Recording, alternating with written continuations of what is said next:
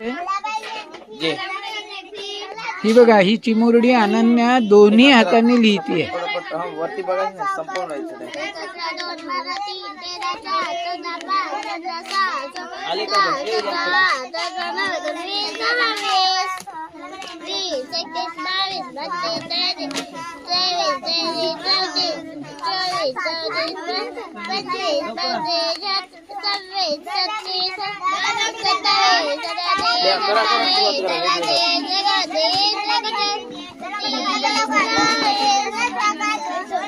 आता आता इकडे 51 आणि 51 लिह मराठीमध्ये. अच्छा, ओके. म्हणजे ऍट अ टाइम इंग्लिश आणि मराठी.